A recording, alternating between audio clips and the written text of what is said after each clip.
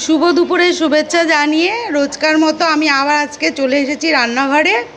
আর দেখো আজকে আমি বাড়িতে নেই, আমি চলে এসেছি রানাঘাট, আমার দেওরের বাড়ি আর আমার শ্বশুর বাড়িও। আমি আজকে তৈরি করব একটা নতুন রেসিপি, এই খাসির মাংসের চর্বি দিয়ে বড়া। এই যে চর্বিগুলোকে আমি ভালো করে ধুয়ে নিয়েছি।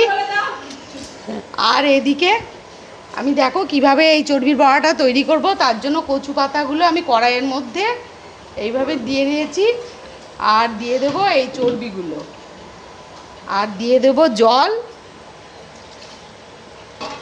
আমি জল দিয়ে সেদ্ধ করে নেব, আর একটু নুন দিয়ে দেব।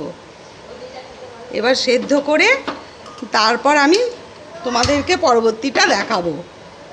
চর্বির বড়াটা তৈরি করার জন্য আমি একটা ব্যাটার তৈরি করে নেব। নিয়ে নিয়েছি চালের গুঁড়ো, আর দিয়ে দেব একটু হলুদের গুঁড়ো, আর স্বাদ মতো নুন,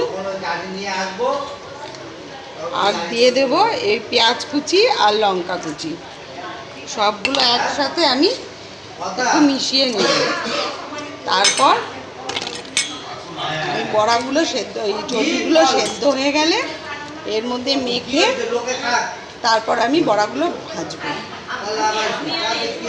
চর্বিগুলো দেখো আমি সেদ্ধ করে নিয়েছি, আর এইবার চর্বিগুলো সব তুলে নিচ্ছি।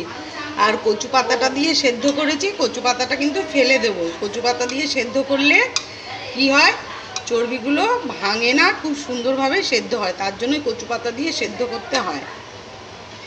দেখো চর্বিগুলো আমি ব্যাটারের সাথে ভালো করে মেখে নিচ্ছি, আর সেদ্ধ হয়ে গেছে। দেখো একটাও ভাঙেনি, একদম গোটা গোটাই রয়েছে। এই জন্য কচু পাতা দিয়ে সেদ্ধ করতে হয়।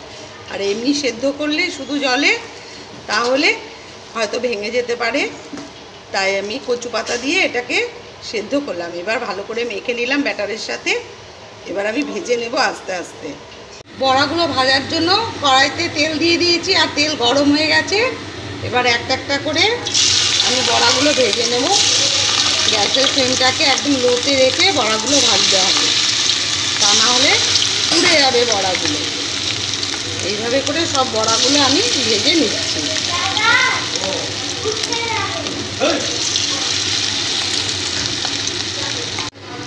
একদিক ভাজা হয়ে গেছে, এবার সবগুলো আমি উল্টে দিচ্ছি। দেখো এইভাবে আমি সবগুলোকে উল্টে দিচ্ছি, আর এদিকটাও আবার ভেজে নেব সবগুলো আস্তে আস্তে।